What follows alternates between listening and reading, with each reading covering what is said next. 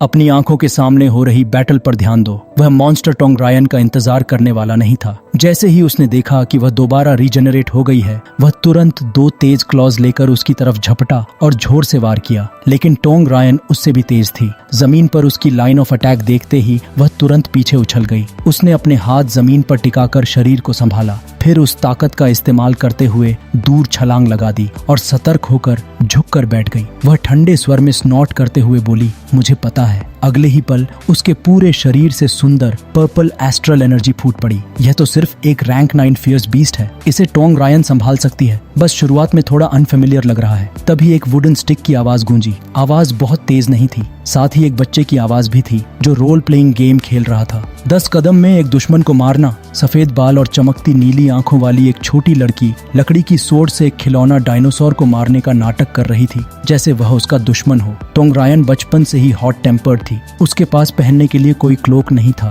वह बिल्कुल एक फीमेल जनरल जैसी दिख रही थी। वह चिल्ला रही थी, 1000 मील की यात्रा को कोई रोक नहीं सकता। वह हाथ पैर घुमाते हुए ऐसे लड़ रही थी जैसे सच में युद्ध करने जा रही हो। यह उस छोटी लड़की से बिल्कुल अलग था जो लंबी पिंक ड्रेस पहनकर चुपचाप अपनी डॉल के बाल संवार रही थी। लगता था कि वह लड़की टोंग रायन के शोर की आदी हो चुकी थी। सब लोग अपना अपना काम कर रहे थे और वह डायनासोर भी दुश्मन बनने से थक गया था। वह सक्रिय छोटी लड़की अपने हाथ में तलवार घुमाते हुए मुड़ी। उसके लचीले टखने घूमे और वह घूमते घूमते टोंग रायन को कमरे के बीच में ले आई। वह गाते हुए बोली, काम पूरा हुआ, अब मैं जा रही हूँ। लेकिन तभी उसकी आवाज अचानक कांप गई। गाना उसके गले में ही अटक गया। असल में वह बहुत तेज घूम गई थी और अपना बैलेंस खो बैठी। छोटी लड़की कांपी और फिर पूरा शरीर लेकर सीधे फर्श पर गिर पड़ी। उसके हाथ की लकड़ी की सोर्ड दूर जा गिरी। उसके घुटने फर्श से टकराए और छिल गए। यह देखकर टोंग रायन रोने ही वाली थी। गुलाबी ड्रेस पहने छोटी लड़की ने तुरंत अपनी डॉल नीचे रख दी। टोंग रायन के पास भागी।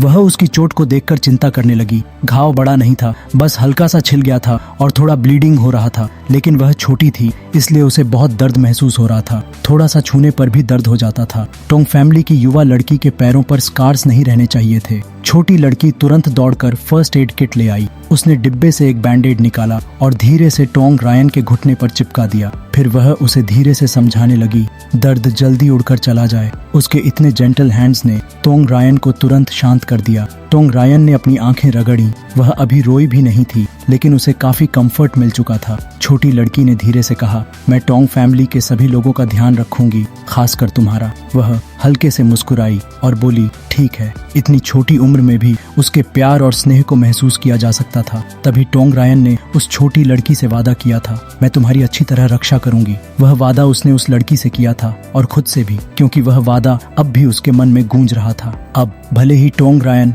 मॉन्स्टर्स की लाशों के बीच खड़ी तेज तेज सांस ले रही थी, लेकिन उसका स्पिरिट अब भी दृढ़ और अडिग था। उसका पूरा शरीर, उसके कपड़े और सफेद बालों पर हर जगह खरोंच और खून के छींटे लगे हुए थे। उसके हाथ में पकड़ा हुआ टेढ़ा मेढ़ा वेपन ऐसा लग रहा था जैसे अभी अभी पास में पड़े किसी मरे हुए मॉन्स्टर की हड्डी से निकाल कर बनाया गया हो। उसकी आंखों के सामने 2 जायंट ग्रे वुल्व्स थे जो खूनी इरादों के साथ टोंग रायन की तरफ छलांग लगा रहे थे। अगर उनके शार्प क्लॉज उसे छू भी लेते तो वे उसे आसानी से चीर कर रख देते। दोनों वुल्व्स एक साथ टोंग रायन पर टूट पड़े, लेकिन उसकी मौजूदा स्ट्रेंथ इतनी नहीं थी कि वह दोनों का एक साथ सामना कर सके। तुरंत उसने मौका देखकर जोर लगाकर छलांग लगाई और पहले वुल्फ के हमले से बच गई। अब टोंग रायन का टारगेट वह दूसरा वुल्फ था जो उसके पीछे पीछे दौड़ता हुआ आ रहा था, जिसके मुंह से लार टपक रही थी। भले ही वह कई बार रेजरेक्ट हो सकती थी, लेकिन वह उन तेज दांतों से खुद को कटवाना नहीं चाहती थी। टोंग रायन बाल बाल मौत से बची। जैसे ही दूसरे वुल्फ के क्लॉज उसकी ओर झपटे,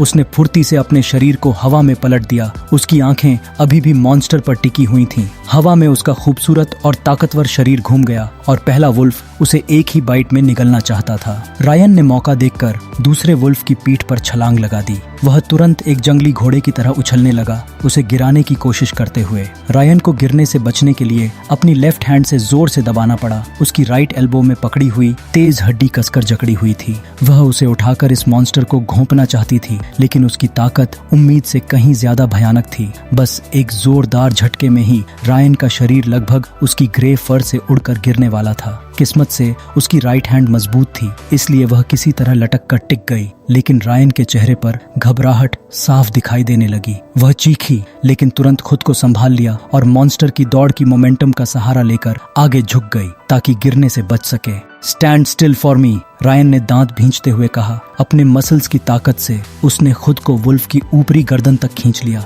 और अपने वेपन को उसके कमजोर हिस्से में घोंप दिया। तुरंत खून फूटकर बाहर निकल पड़ा। दर्द से वुल्फ का शरीर तन गया और वह पहले से भी ज्यादा तेज दौड़ने लगा, लेकिन टोंग रायन ने छोड़ने से इनकार कर दिया। उसने उसके फर से राइट हैंड हटाकर दोनों हाथों से वेपन को पकड़ा और उसे और गहराई तक बीस्ट के मांस में धकेल दिया जब तक कि वह खून खांसने न लगा। लेकिन खतरा अभी खत्म नहीं हुआ था। अचानक कहीं से बेहद तेज रेड आइस नीडल्स रायन की तरफ उड़ते हुए आए। उसने तुरंत अपना शरीर नीचे झुका लिया और वे सुइयां उसके सिर के ऊपर से गुजर गईं, उसके सफेद बालों की लटों को काटती हुई। उसके हाथ अभी भी वुल्फ की गर्दन पकड़े हुए थे, इसलिए वह सिर्फ पीछे मुड़कर देख सकती थी। तभी उसने देखा कि पहला वुल्फ भयानक आवाज में हुआ हुआ कर रहा था और उसके सामने गिनती से बाहर आइस नीडल्स बन रहे थे। उसकी एनर्जी के साथ वे सभी टोंग रायन की ओर एक साथ छोड़े जाने वाले थे। शुरुआत में केवल 3 आइस नीडल्स आए थे, लेकिन उस वुल्फ के पास अभी भी बहुत सारे आइस नीडल्स थे,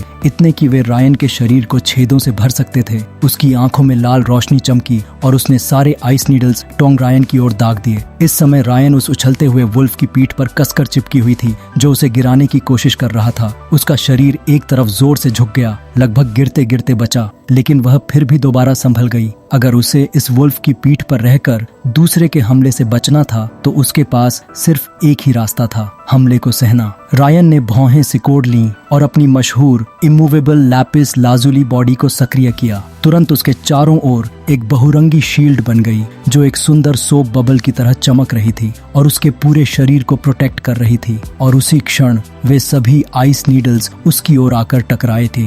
जैसे ही आइस नीडल्स उससे टकराए वे तुरंत टूट गए, लेकिन अगले ही पल बाकी नीडल्स उस वल्फ के शरीर में जा धंसे, मगर उसे कोई खास फर्क नहीं पड़ा। उसका फर सामान्य से ज्यादा मोटा लग रहा था, लेकिन हमले रुक नहीं रहे थे। आइस नीडल्स की संख्या लगातार बढ़ती जा रही थी और लापिस लाजुली शील्ड पर टकराने की आवाज लगातार तेज होती जा रही थी, जैसे कभी खत्म न होने वाली बारिश। जल्द ही वे इमूवेबल लैपिस लाजुली बॉडी को भी भेदने लगे। जैसे ही टोंग रायन की शील्ड टूट गई, उसका असर तुरंत खत्म हो गया। दर्द से वह जोर से चिल्ला उठी क्योंकि सिल्वर नीडल्स उसकी स्किन को छूते हुए निकल रही थीं या उसके शरीर के घावों पर लग रही थीं। उसके शरीर पर पहले से ही बहुत घाव थे और अब वे और भी बढ़ते जा रहे थे। फिर भी लड़की ने मजबूती से भेड़िया की गर्दन की हड्डी को पकड़ रखा था और छोड़ने से मना कर दिया। ऐसा लग रहा था जैसे टोंग रायन की पूरी लाइफ फोर्स इसी एक पल में इकट्ठा हो गई हो। अपने शरीर को नीचे दबाते हुए, शील्ड की आखिरी लेयर से बचते हुए, उसने पूरी ताकत से उस हड्डी को मॉन्स्टर की गर्दन पर घसीटा और एक लंबी कट लगा दी।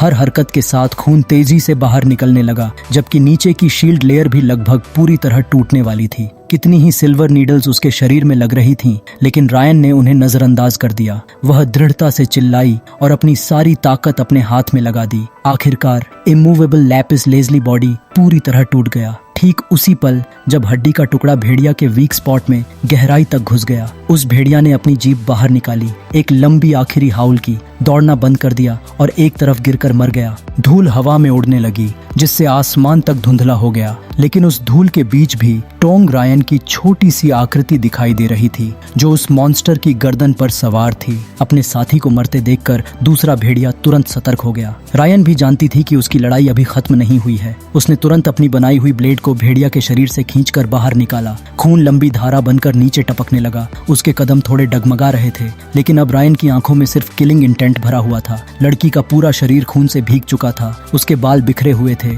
और वह खून के तालाब में खड़ी थी जो उस मॉन्स्टर के शरीर से लगातार बह रहा था। अब उसमें किसी नोबल यंग लेडी की मासूमियत का कोई निशान नहीं बचा था, लेकिन उसकी आंखें बदल चुकी थीं। वे अब मजबूत और पूरी तरह खुली हुई थीं। उसके सिर से बहते हुए गाढ़े खून को भी वह नजरअंदाज कर रही थी। उसकी डिटर्मिनेशन, करेज और रेकलेसनेस को देखकर दूसरा भेड़िया भी सावधानी से आगे बढ़ने लगा। उसने कुछ बार धीरे से ग्राउल करके उसे डराने की कोशिश की, लेकिन जब उसका कोई असर नहीं हुआ तो उसने 36th स्ट्रैटेजम अपनाने का फैसला किया। जैसे उसने आर्ट ऑफ वॉर पढ़ रखा हो, वह तुरंत मुड़ा और भागने की कोशिश करने लगा। वह एक भेड़िया था, इसलिए हालात को समझने में बहुत तेज था। दो बेवकूफ मिलकर भी इस छोटी लड़की को नहीं हरा पाए थे। अगर वह अकेला रुकता तो उसकी मौत तय थी, लेकिन टोंग रायन, जो अब मरने मारने की लड़ाई के लिए तैयार थी, क्या उसे भागने दे सकती थी? बिल्कुल नहीं। उसने अपने हाथ को जोर से झटका और हड्डी का टुकड़ा सीधा आगे फेंक दिया। रायन जोर से चिल्लाई, भागने के बारे में सोचो भी मत। तेज नुकीली हड्डी का सिरा एक स्पीयर की तरह उड़ता हुआ गया। उसमें उसकी एनर्जी से बढ़ी हुई ताकत भी थी।